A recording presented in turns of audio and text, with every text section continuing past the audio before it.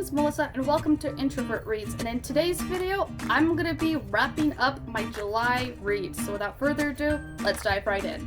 So before we begin, I will be discussing books that I have not recorded on this channel first, and then I will do a little recap at the end of the video of the books that I have already read in July that I recorded already, and I will also leave the links below for those videos so you guys can, look a little bit more depth, because I'll just keep those ones short. So without further ado, let's dive right in. So the first book that I will be discussing with you guys about is The Upside of Falling by Alex Light. And I gave this one 3 stars on Goodreads. And this is a story about Becca and Brett. Yes, I have to look at my little notebook because I forgot the other guy's name. No, it started with a B though. So Becca's parents are divorced and Brett's parents aren't. So they kind of like looking at relationships and marriages a little bit different. He's thinking, gosh, she's so wonderful, they get along so great, and Becca's just like, I'm like really sad that it didn't work out for them. And one of Becca's old ex-best friends, I guess, came up to her in school and she was just like, you don't know anything about romance. You haven't even been on a date. I bet you are not in a relationship. And Becca's just like, actually, I'm actually in a relationship. And she's just like, okay, with who? And then Brett overhears and he's just like, she's in a relationship, So there's this fake relationship going on and they have to fake it till you make it for the school, for Becca and for Brett's dad, because Brett's dad is telling him, this is your life in high school. You should be, yes, you need to focus on your football, but go on dates, is there any girls that you like, And that's where his motivation comes in, and that's why he said yes to Becca. So these two are faking their relationship, and I really do like the characters. Becca is a bookworm. She loves romances, and she not necessarily like thrives on it. She envies it. And Brett is just this totally nice guy. I do like Brett. I have like no wrong feelings about Brett.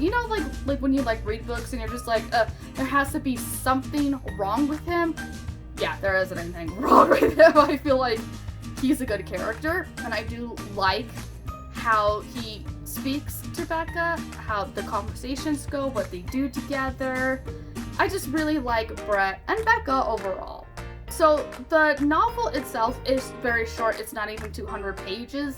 And the story used to be on Wattpad. And if you guys didn't know that, I didn't know that either. But she did change the title and change the story a little bit too, from the Wattpad into this book.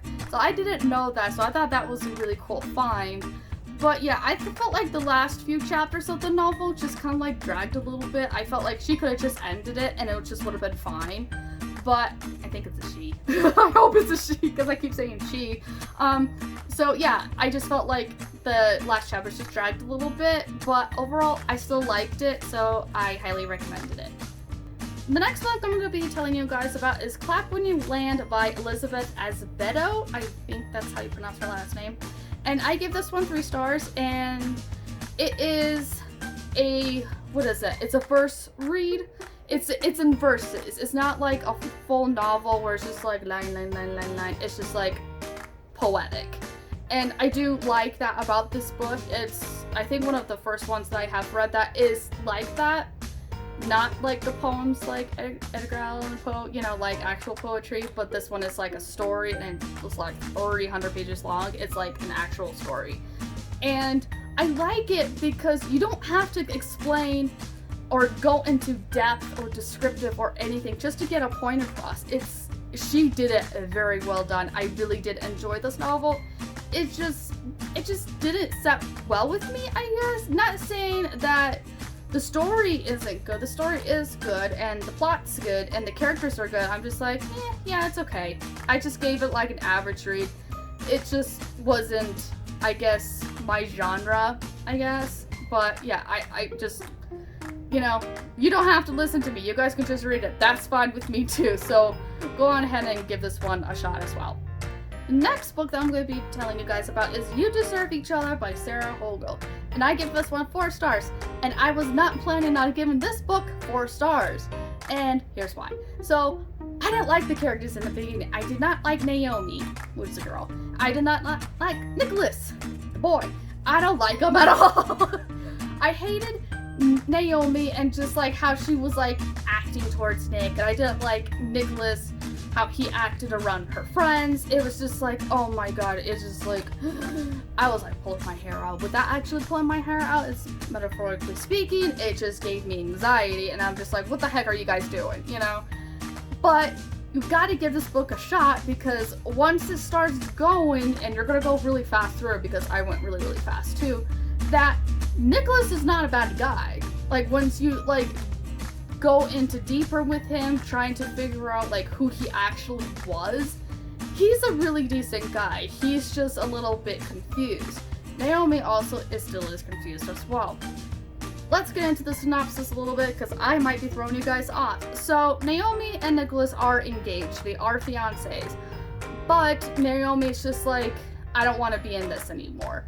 But Nicholas's mother, who is a monster-in-law in this novel, is paying for the wedding. So, and Naomi kind of felt like she didn't get a say in her wedding. Like, you should be able to say like, oh, I want to have it here in this location, I want this cake, so on and so forth. And monster-in-law is just like, no, nobody's gonna want to go here. No, nobody's gonna want that cake. That's disgusting. And she's just like, I'll do it. I'll choose the cake.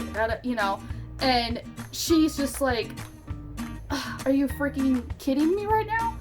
So she wants to try to get Nicholas to break up with her, so she doesn't have to pitch in for the wedding that didn't happen. She didn't want to reimburse the monster-in-law.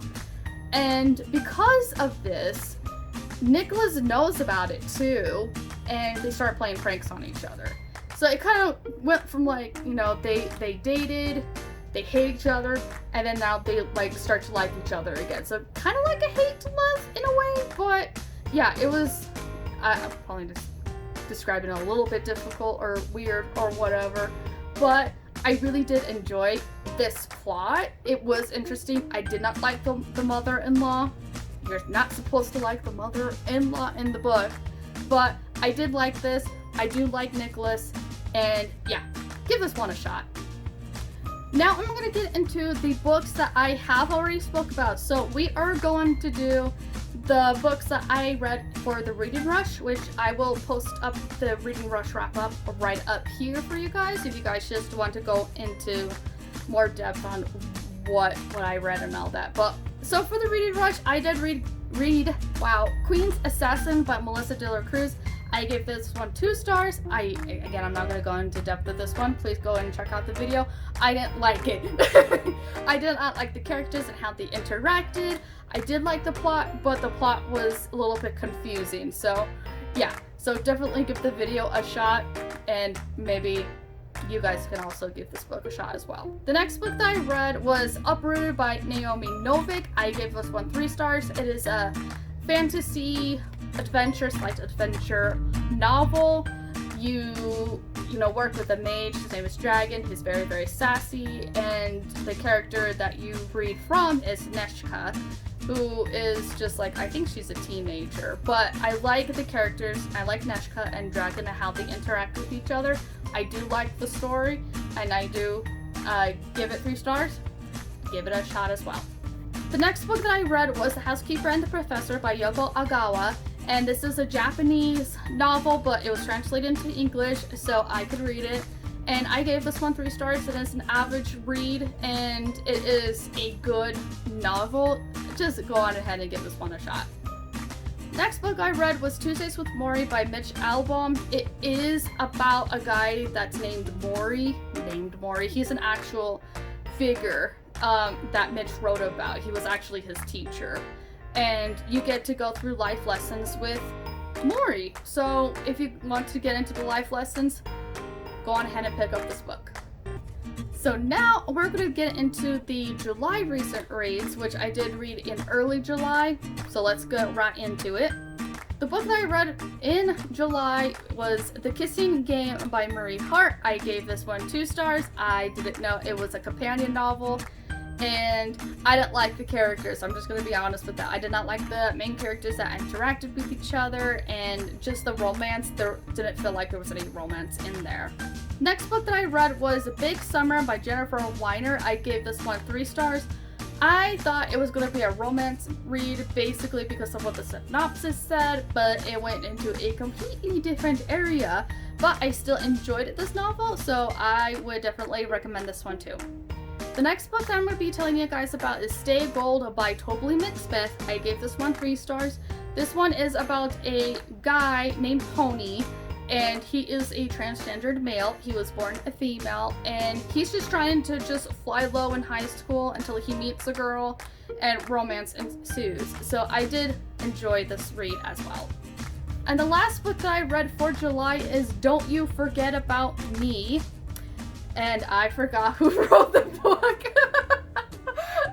I'm sorry. Hey Google, who wrote Don't You Forget About Me? Don't You Forget About Me was composed by Steve Shipp and Keith Forsey. I'm not talking about the song. Hey Google, who is the author of Don't You Forget About Me? Keith Forsey. Here's a summary from the website en.wikipedia.org. Keith? It was written and composed by producer Keith No, Forsey and Steve no, Shipp. no, Google, stop. And I gave this one 3 stars, a very low 3 stars. I did like somewhat of the interactions between the main girl and the boy, but it was also like very jumpy from the present to the past, the present to the past.